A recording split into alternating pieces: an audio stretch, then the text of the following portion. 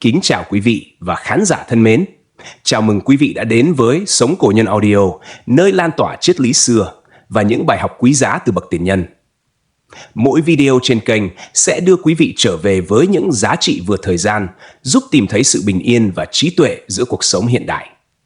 Nếu thấy nội dung ý nghĩa, xin hãy nhấn đăng ký, bấm thích và bật chuông để cùng đồng hành trên hành trình khám phá tri thức cổ xưa đầy sâu sắc này. Xin chân thành cảm ơn.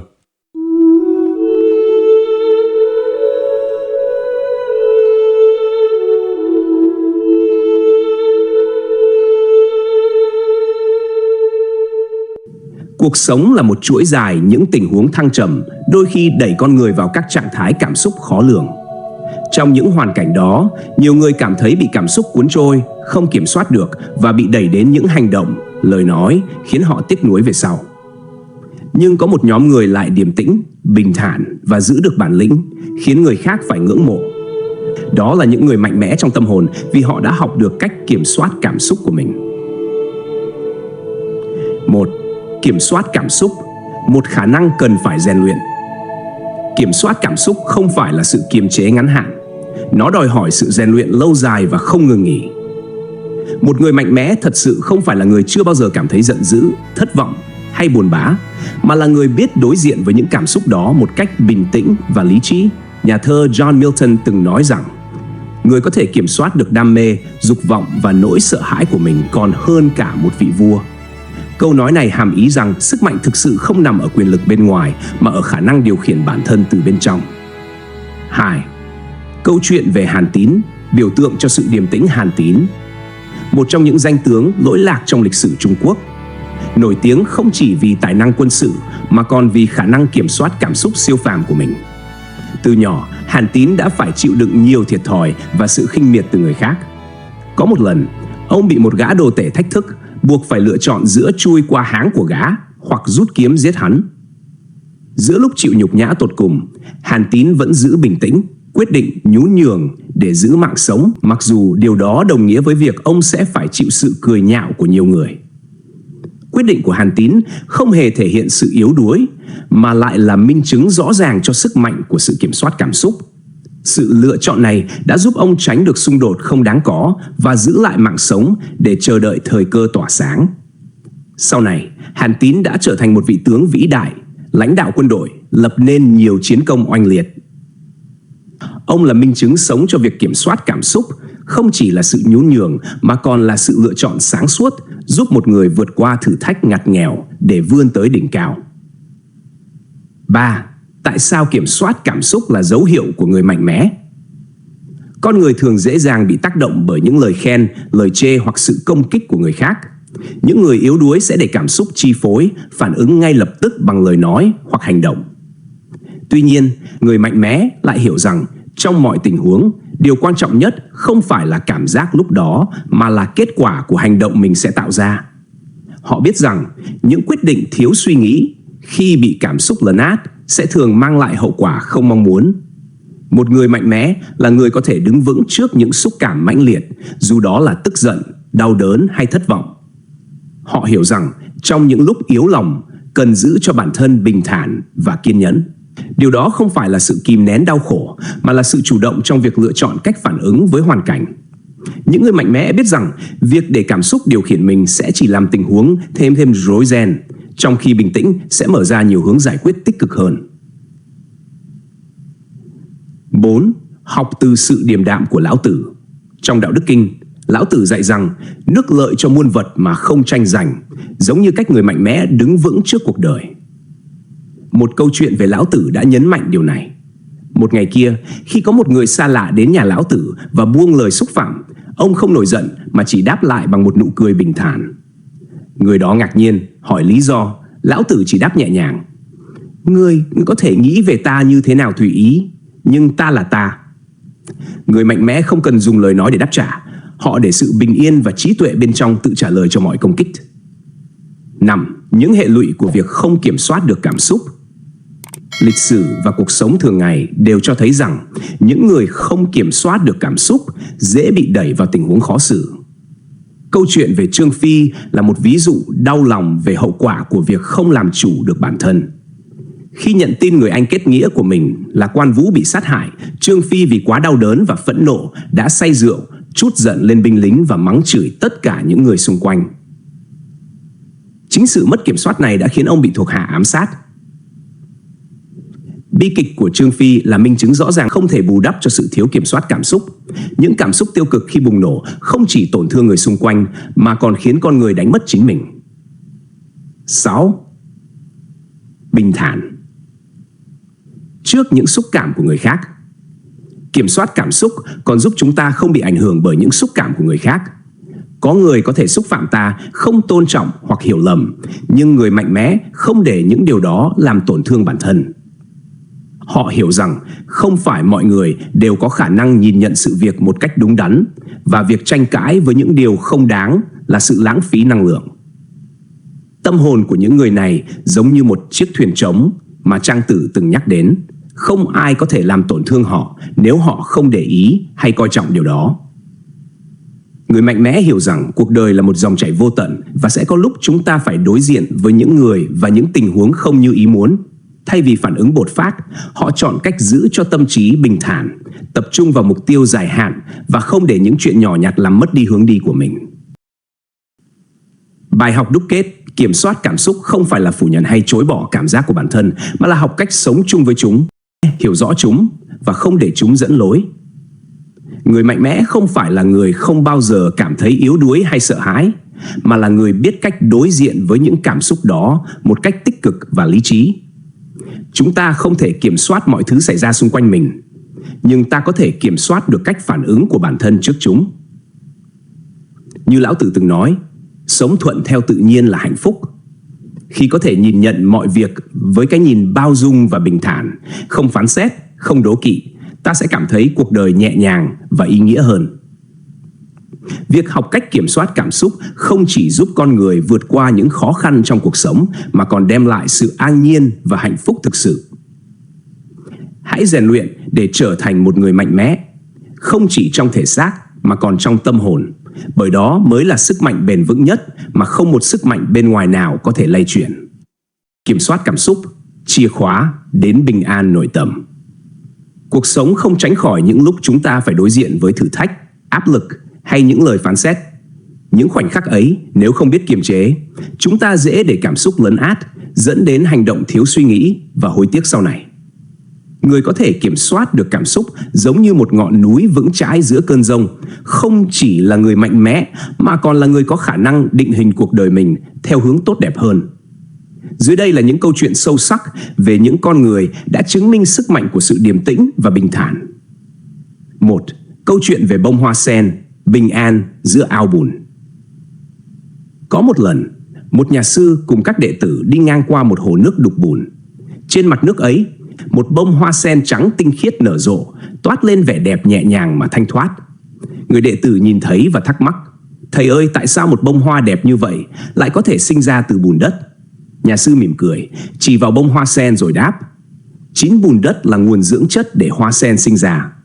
Dù xuất phát từ nơi bùn lầy, hoa sen vẫn giữ được vẻ đẹp và hương thơm của riêng mình."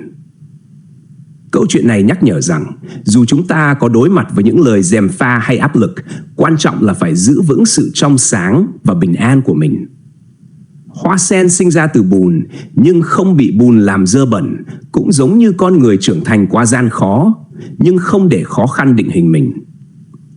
Người biết kiểm soát cảm xúc cũng như đóa sen vươn mình lên khỏi ao bùn mà vẫn thanh khiết, không để những điều xung quanh ảnh hưởng đến giá trị cốt lõi của bản thân. 2. Đức Đạt Lai Lạt Ma, lời giải thoát từ lòng khoan dung. Đức Đạt Lai Lạt Ma, nhà lãnh đạo tinh thần của Tây Tạng, từng chịu đựng nhiều sự thù địch và bạo lực đối với người dân của mình. Thế nhưng, Ngài không hề mang trong lòng sự căm phẫn. Khi được hỏi về cách Ngài duy trì bình thản trước tình cảnh đó, Ngài nói: "Nếu tôi để nỗi giận dữ kiểm soát, nghĩa là tôi tự đánh mất sự bình an của mình vào tay kẻ thù. Tôi không muốn mất đi thứ quý giá đó." Lời chia sẻ của Đức Đạt Lai Lạt Ma là một bài học quý giá về sức mạnh của lòng khoan dung. Người thực sự mạnh mẽ không phải là người chống trả mọi lời phán xét, mà là người có thể buông bỏ những cảm xúc tiêu cực, giữ vững lòng an lạc trong tâm hồn. Sự tha thứ không phải là sự yếu đuối, mà là một cách tự giải phóng bản thân khỏi xiềng xích của nỗi oán giận. Người biết khoan dung là người đã vượt qua những cám dỗ của hận thù, giữ được sự bình yên cho chính mình. 3. Bài học từ cây tre uyển chuyển trước sóng gió. Cây tre là hình ảnh quen thuộc trong văn hóa phương Đông, biểu tượng của sự bền bỉ và dẻo dai. Mỗi khi bão tới, tre không gãy mà uyển chuyển nghiêng mình theo chiều gió, để rồi sau đó lại đứng thẳng khi trời yên bể lặng.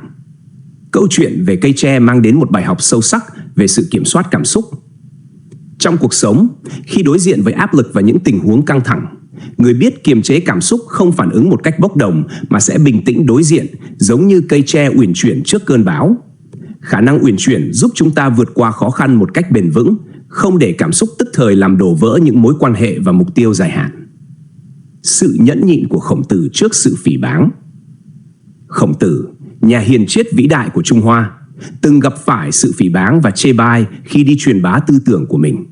Thay vì tranh cãi, Khổng Tử vẫn kiên trì nhẫn nhịn, duy trì sự điềm tĩnh. Ông biết rằng người có trí tuệ sẽ không để những lời chỉ trích vô căn cứ làm ảnh hưởng đến mình. Sự nhẫn nhịn của Khổng Tử đã giúp ông trở thành một hình mẫu sáng suốt, một nhà tư tưởng được hàng ngàn thế hệ sau kính trọng. Qua câu chuyện của Khổng Tử, ta học được rằng người khôn ngoan biết chọn lọc những điều đáng nghe và bỏ qua những điều vô ích. Họ không dễ dàng bị xao động bởi lời nói tiêu cực, mà thay vào đó, họ tập trung vào những giá trị tích cực của bản thân, dùng sự thành công để chứng minh cho giá trị thực sự của mình. Con sông và những viên đá, sức mạnh của sự lắng lại. Người ta kể rằng, một nhà hiền triết nọ dẫn các đệ tử đến bên dòng sông và thả một viên đá xuống mặt nước. Viên đá tạo ra các vòng tròn gợn sóng lan tỏa ra xa. Người thầy hỏi các đệ tử, các con thấy gì? Một đệ tử đáp, con thấy các vòng sóng lan tỏa. Nhà hiền triết nói tiếp, cảm xúc cũng giống như viên đá rơi xuống, lan tỏa và ảnh hưởng đến mọi thứ xung quanh. Nhưng nếu ta bình thản lắng lại như mặt nước, viên đá sẽ dần chìm xuống và không còn tạo gợn sóng. Câu chuyện này là một bài học sâu sắc về sức mạnh của sự lắng lại. Khi gặp điều khó chịu, người biết kiểm soát sẽ lắng lại, không để cảm xúc chi phối quyết định của mình. Khi tâm ta yên, mọi thứ trở nên rõ ràng hơn và từ đó ta có thể đưa ra những quyết định khôn ngoan. Kết luận: sức mạnh của sự kiểm soát là sức mạnh của người mạnh mẽ. Những câu chuyện trên cho thấy rằng người có khả năng kiểm soát cảm xúc không phải là người lạnh lùng, vô cảm, mà là người biết sống tự do và bình an ngay cả khi đối diện với sóng gió cuộc đời. Kiểm soát cảm xúc là một dạng sức mạnh đặc biệt, giúp ta trở thành người làm chủ cuộc đời mình, không để những cảm xúc tiêu cực che mờ đi ánh sáng trong tâm hồn. Người mạnh mẽ là người hiểu rằng bình tĩnh chính là nền tảng để đạt được hạnh phúc và bình an nội tại, dù phải đối diện với bao nhiêu khó khăn, thử thách. Và quan trọng hơn cả, khi ta kiểm soát được cảm xúc, ta có thể sống một cuộc đời trọn vẹn, vững vàng như cây tre trước gió, trong sáng như bông hoa sen giữa bùn lầy, và uyển chuyển như con sông bình lặng trôi qua những viên đá, buông bỏ cái tôi và sự chấp ngã. Trong cuộc sống hiện đại, chúng ta thường xuyên phải đối mặt với những áp lực từ công việc, gia đình và xã hội. Những áp lực này không chỉ ảnh hưởng đến tâm trạng mà còn dẫn đến sự hình thành của cái tôi và sự chấp ngã cho mỗi người. Cái tôi là sự nhận thức về bản thân, còn chấp ngã là sự bám víu vào những ý niệm, quan điểm và danh phận mà chúng ta tự tạo ra. Việc buông bỏ cái tôi và sự chấp ngã không chỉ giúp ta sống an yên hơn mà còn tạo điều kiện cho sự phát triển tâm linh và nhân cách. Cái tôi, nguồn gốc của khổ đau. Cái tôi thường được xây dựng từ những trải nghiệm, thành công và thất bại trong quá khứ. Khi chúng ta thành công, cái tôi lớn lên, và khi thất bại, cái tôi có thể bị tổn thương. Chính sự bám víu vào cái tôi khiến chúng ta trở nên nhạy cảm với lời nói và hành động của người khác. Nếu ai đó chỉ trích, chúng ta có thể cảm thấy bị tổn thương, tức giận hoặc thậm chí phản kháng. Ngược lại, khi được khen ngợi, chúng ta lại dễ dàng tự mãn. Sự bám víu vào cái tôi tạo ra một vòng luẩn quẩn. Ta sống để khẳng định cái tôi, nhưng đồng thời lại chịu sự chi phối của nó. Điều này dẫn đến những cảm xúc tiêu cực như lo âu, tức giận và thất vọng. Nhiều người trong chúng ta có thể cảm thấy mệt mỏi vì luôn phải duy trì hình ảnh mà mình đã tạo ra, và đôi khi điều này trở thành gánh nặng nặng nề. Chấp ngã, rào cản đến hạnh phúc. Chấp ngã, hay sự bám víu vào những quan điểm cố định về bản thân, người khác và thế giới xung quanh là một rào cản lớn đối với hạnh phúc. Khi ta cho rằng mình đúng và người khác sai, ta đã tự tạo ra một khoảng cách giữa bản thân và người khác. Sự chấp ngã này không chỉ giới hạn khả năng giao tiếp mà còn ngăn cản ta học hỏi từ những quan điểm khác nhau. Ví dụ, trong một cuộc tranh luận, nếu ta luôn khăng khăng bảo vệ quan điểm của mình mà không lắng nghe ý kiến của người khác, ta sẽ bỏ lỡ cơ hội để hiểu sâu sắc hơn về vấn đề. Sự chấp ngã khiến ta trở thành một con người cứng nhắc, không thể thay đổi hay thích nghi với những tình huống mới. Điều này không chỉ gây hại cho bản thân mà còn ảnh hưởng đến mối quan hệ với người khác. Sức mạnh của việc buông bỏ. Buông bỏ cái tôi và sự chấp ngã không phải là một điều dễ dàng. Nó đòi hỏi sự can đảm, lòng kiên nhẫn và một tinh thần cởi mở. Tuy nhiên, lợi ích của việc buông bỏ là vô cùng lớn. Khi ta buông bỏ cái tôi, ta sẽ cảm thấy nhẹ nhàng hơn, tự do hơn. Những lo lắng về việc phải duy trì hình ảnh sẽ không còn và ta có thể sống thật với bản thân. Một trong những cách để buông bỏ cái tôi là thực hành sự khiêm tốn. Khi ta nhận ra rằng mình không phải là trung tâm của vũ trụ, ta sẽ dễ dàng hơn trong việc chấp nhận rằng mọi người đều có giá trị riêng.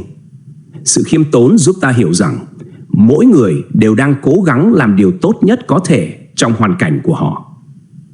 Khi ta bắt đầu nhìn nhận cuộc sống từ góc độ của người khác, chúng ta có thể thấy những nỗ lực và khó khăn mà họ phải đối mặt. Từ đó dễ dàng tha thứ và chấp nhận. Học cách buông bỏ thông qua thiền định. Thiền định là một phương pháp hiệu quả giúp ta buông bỏ cái tôi và sự chấp ngã. Khi thực hành thiền, ta tập trung vào hơi thở, giúp tâm trí lắng xuống và tĩnh lặng.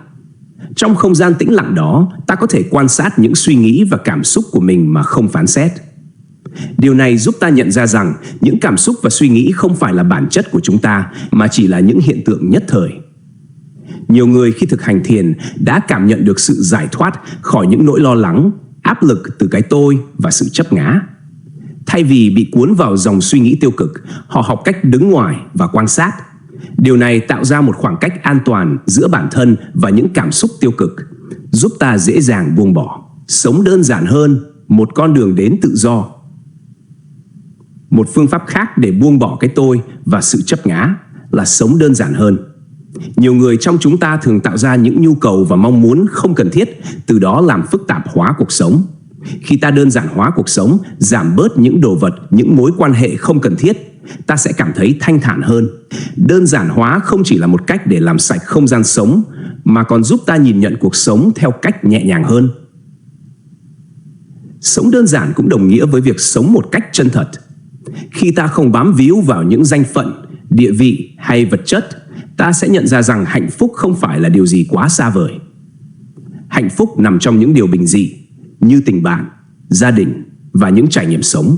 Kết luận, hành trình buông bỏ cái tôi. Buông bỏ cái tôi và sự chấp ngã là một hành trình, không phải là đích đến. Mỗi ngày chúng ta có thể học hỏi và trưởng thành hơn qua từng trải nghiệm. Việc này đòi hỏi sự kiên nhẫn và lòng quyết tâm, nhưng kết quả mang lại là vô giá. Khi ta biết buông bỏ, cuộc sống trở nên nhẹ nhàng hơn, ta dễ dàng chấp nhận bản thân và những người xung quanh. Sự buông bỏ không có nghĩa là từ bỏ bản thân hay mất đi động lực, mà là cách để trở thành phiên bản tốt hơn của chính mình. Khi không còn bị ràng buộc bởi cái tôi và sự chấp ngã, ta sẽ tìm thấy tự do, bình an và hạnh phúc thực sự.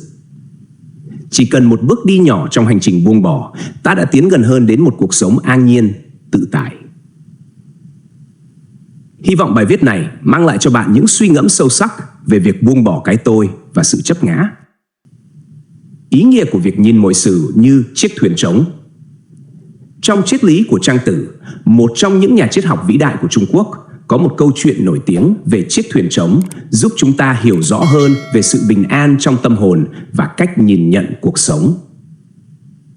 Câu chuyện ấy kể về một người chèo thuyền trên một con sông, bị một chiếc thuyền khác va vào thuyền của mình. Người này tức giận và chuẩn bị mắng nhiếc kẻ lái thuyền, nhưng khi lại gần, anh nhận ra rằng chiếc thuyền đó là trống rỗng, không có ai bên trong. Sự tức giận của anh lập tức tan biến, và từ đó anh nhận ra rằng nhiều cảm xúc tiêu cực của con người thường xuất phát từ những hiểu lầm, từ những điều không hiện hữu trong thực tế. Sự giải phóng tâm hồn. Hình ảnh chiếc thuyền trống tượng trưng cho sự giải phóng tâm hồn. Khi ta nhìn nhận những điều không như ý trong cuộc sống như sự chỉ trích, phản bội hay thất bại, việc nhắc nhở mình rằng đó chỉ là chiếc thuyền trống giúp chúng ta không bị cuốn vào những cảm xúc tiêu cực. Chúng ta thường tự gây áp lực cho bản thân khi cảm thấy bị tổn thương bởi lời nói hay hành động của người khác. Tuy nhiên, nếu nhận thức rằng những điều đó chỉ là phản ánh của người khác chứ không phải bản chất của chính mình, ta sẽ cảm thấy nhẹ nhõm hơn rất nhiều. Việc buông bỏ những cảm xúc tiêu cực như sự tức giận, ghen tuông hay thất vọng không có nghĩa là ta yếu đuối, mà là một biểu hiện của sự mạnh mẽ. Sự mạnh mẽ không phải lúc nào cũng thể hiện bằng hành động quyết liệt.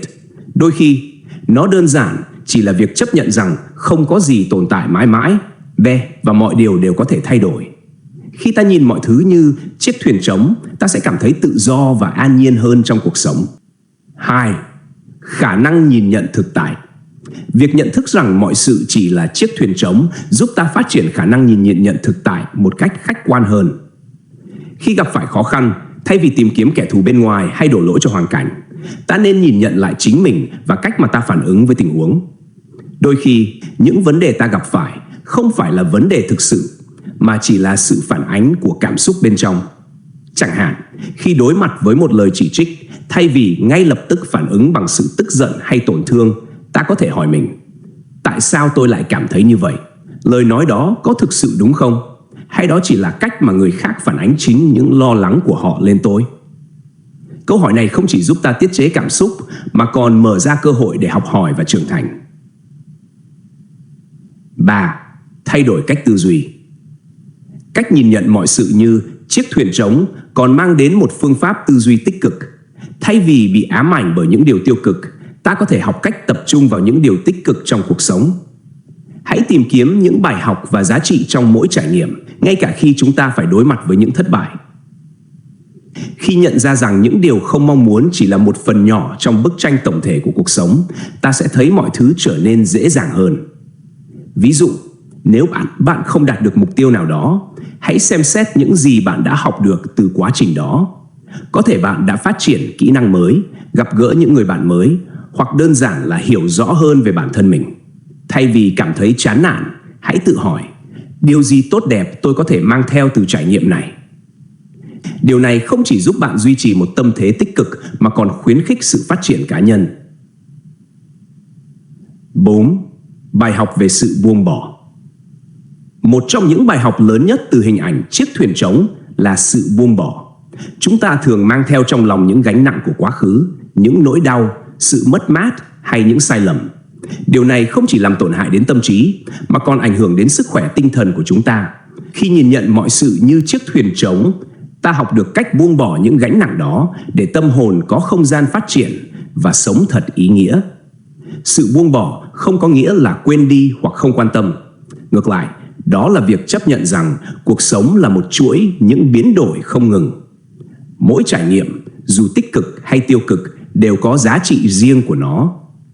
Bằng cách buông bỏ những cảm xúc tiêu cực và những thứ không còn cần thiết, chúng ta tạo ra một không gian cho những điều tốt đẹp mới mẻ xuất hiện. 5. Sống an nhiên trong hiện tại. Cuối cùng, việc nhìn nhận mọi sự như chiếc thuyền trống giúp chúng ta sống an nhiên trong hiện tại. Chúng ta thường lo lắng về tương lai hay ám ảnh về quá khứ. Điều này khiến tâm trí không bao giờ được nghỉ ngơi. Khi ta nhận thức rằng mọi thứ đều có thể thay đổi và không có gì là vĩnh cửu, ta sẽ dễ dàng hơn trong việc chấp nhận và sống trọn vẹn từng khoảnh khắc. Tại sao chúng ta lại bị cuốn vào những cảm xúc tiêu cực? Thường thì, đó là vì chúng ta cố gắng kiểm soát những gì ngoài tầm tay. Nhưng khi hiểu rằng cuộc sống là một dòng chảy và chúng ta chỉ là những chiếc thuyền trôi trên sông, ta sẽ thấy rằng sự buông bỏ có thể mang lại cho ta sự bình an. Kết luận: nhìn mọi sự như chiếc thuyền trống không chỉ là một triết lý sống, mà còn là một nghệ thuật giúp ta đối diện với cuộc sống một cách nhẹ nhàng và tích cực hơn. Bằng cách giải phóng bản thân khỏi những cảm xúc tiêu cực, phát triển khả năng nhìn nhận thực tại, thay đổi cách tư duy, buông bỏ những gánh nặng quá khứ và sống an nhiên trong hiện tại, chúng ta sẽ tìm thấy được sự bình an trong tâm hồn và những niềm vui giản dị trong cuộc sống. Sự thực sự mạnh mẽ không phải là không có cảm xúc, mà là biết cách điều khiển và tận dụng chúng để sống tốt hơn mỗi ngày. Học cách vượt qua cảm xúc để trở thành người mạnh mẽ. Cuộc sống luôn đầy rẫy những thử thách và căng thẳng. từ áp lực công việc cho đến mối quan hệ với gia đình và bạn bè. Trong những khoảnh khắc khó khăn, cảm xúc có thể trở thành bạn đồng hành hoặc là kẻ thù của chúng ta. Việc kiểm soát cảm xúc không chỉ là nghệ thuật, mà còn là một yếu tố quan trọng giúp chúng ta trở thành những người mạnh mẽ hơn. Có một câu nói nổi tiếng, cảm xúc là con dao hai lưỡi. Nó có thể nâng đỡ ta, nhưng cũng có thể kéo ta xuống vực sâu. Những người mạnh mẽ không chỉ sở hữu tài năng mà còn biết cách kiềm chế bản thân và đối mặt với mọi tình huống mà không để cảm xúc chi phối. Để hiểu rõ hơn về sức mạnh của việc kiểm soát cảm xúc, chúng ta hãy cùng khám phá một số câu chuyện nổi bật. 1. Hàn Tín, sự nhẫn nhịn trong đối mặt khó khăn. Hàn Tín, một trong những nhân vật lịch sử nổi tiếng của Trung Quốc, là hình mẫu cho sự nhẫn nhịn và kiên trì. Một lần, khi ông còn là một người lính nghèo, ông đã bị một tên đồ tể sỉ nhục ngay giữa chợ. Tên đồ tể thách thức ông chui qua háng mình nếu không phải là kẻ nhát gan. Thay vì nổi giận hay trả thù, Hàn Tín đã chọn sự im lặng và cúi đầu chui qua háng tên đồ tể. Hành động này không phải là biểu hiện của sự yếu đuối, mà là sự thể hiện của một tâm hồn lớn lao, một tầm nhìn xa trông rộng. Hàn Tín đã hiểu rằng mục tiêu lớn lao của mình quan trọng hơn những sỉ nhục nhất thời. Cuối cùng, Hàn Tín đã trở thành một vị tướng lừng lẫy, thống nhất đất nước. Câu chuyện này cho thấy rằng trong cuộc sống, đôi khi ta cần nhẫn nhịn để có thể vươn tới những đỉnh cao mới. Nhẫn nhịn không chỉ là một kỹ năng sống mà còn là một minh chứng cho sức mạnh nội tâm. 2. Lão Tử, bình tĩnh trước lời nói xúc phạm. Lão Tử, một nhà triết học nổi tiếng, đã để lại nhiều bài học quý giá về sự điềm tĩnh. Trong một lần, khi một người khinh miệt ông vì lối sống giản dị, thay vì nổi giận, Lão Tử chỉ im lặng. Ông hiểu rằng không cần phải phản kháng trước những lời nói thiếu suy nghĩ. Sau khi người này nhận ra sai lầm của mình và quay lại xin lỗi, Lão Tử đã nhẹ nhàng đáp: "Ta không phải là thánh nhân. Ngươi có thể gọi ta bằng bất kỳ tên gì, nhưng ta vẫn là ta." Từ đó, chúng ta thấy rằng người thực sự khôn ngoan không để những lời nói của người khác làm mình mất đi sự bình tĩnh. Đôi khi, việc không phản ứng lại những xúc phạm có thể là cách tốt nhất để giữ vững giá trị bản thân. Sự bình tĩnh trong cơn giận dữ chính là chìa khóa để mở ra những mối quan hệ tốt đẹp và giải quyết mọi xung đột. 3. Trương Phi, hậu quả của cảm xúc mất kiểm soát. Trương Phi, một nhân vật nổi bật trong lịch sử Tam Quốc, là một người dũng cảm nhưng cũng rất nóng tính. Trong một lần nghe tin Quan Vũ bị giết, ông đã không kiềm chế được cảm xúc và trút cơn giận lên các binh lính. Sự thiếu kiềm chế này dẫn đến việc họ cảm thấy bất mãn và cuối cùng đã phản bội ông. Câu chuyện của Trương Phi là một bài học đắt giá về sự kiểm soát cảm xúc. Bất kể tài năng và sức mạnh đến đâu, nếu không biết cách kiểm soát cảm xúc, ta có thể đánh mất mọi thứ mà mình đã xây dựng. Nóng giận có thể dẫn đến những quyết định sai lầm, ảnh hưởng đến cả cuộc đời và sự nghiệp của chúng ta. 4. Tăng Quốc Phiên, đối diện vô lý bằng tâm thái bình thản. Tăng Quốc Phiên là một nhân vật nổi tiếng khác trong lịch sử Trung Quốc, nổi bật không chỉ vì tài năng mà còn vì khả năng kiểm soát cảm xúc. Khi bị một quan khác xúc phạm, ông không nổi giận hay đòi lại danh dự mà chỉ nhẹ nhàng nói: "Kiệu của ta cản đường đại nhân, ta không trách." Thái độ điềm tĩnh của Tăng Quốc Phiên đã giúp ông giải quyết sự việc một cách ôn hòa, và chính điều này đã tạo ra sự kính trọng từ những người xung quanh. Câu chuyện cho thấy rằng sự bình thản có thể giúp ta vượt qua những khó khăn mà không cần phải chấp nhặt những điều nhỏ nhặt. 5. Hình ảnh chiếc thuyền trống của Trang Tử. Trang Tử, nhà triết học nổi tiếng, đã đưa ra một câu chuyện thú vị về cảm xúc. Khi một người chèo thuyền thấy chiếc thuyền khác lao vào thuyền của mình, anh ta tức giận và mắng người lái thuyền. Tuy nhiên, khi lại gần, anh phát hiện ra chiếc thuyền đó là trống rỗng. Cơn giận ngay lập tức tan biến. Câu chuyện này nhắc nhở chúng ta rằng nhiều tổn thương trong cuộc sống không phải đến từ hành động cụ thể, mà từ cách mà chúng ta phản ứng trước những tình huống đó. Thay vì để cảm xúc chi phối, hãy tự hỏi bản thân: điều này có thật sự quan trọng không? Khi không để cảm xúc chi phối, cuộc sống sẽ trở nên nhẹ nhàng hơn. Kết luận: kiểm soát cảm xúc là sức mạnh đích thực. Những câu chuyện về Hàn Tín, Lão Tử, Trương Phi, Tăng Quốc Phiên và Trang Tử đã chỉ ra rằng sức mạnh của sự điềm tĩnh và khả năng kiểm soát cảm xúc là rất quan trọng. Cuộc đời không chỉ là những thành công hay thất bại mà còn là cách mà chúng ta đối mặt với cảm xúc của chính mình. Việc học cách kiểm soát cảm xúc không chỉ giúp chúng ta vượt qua những thử thách trong cuộc sống mà còn mở ra con đường dẫn đến sự bình an nội tâm. Đó chính là sức mạnh của những người mạnh mẽ, những người biết cách điều tiết cảm xúc và sống với bản lĩnh. Cuộc sống sẽ trở nên ý nghĩa hơn khi chúng ta học cách vượt qua cảm xúc để trở thành những người mạnh mẽ hơn trong mọi tình huống.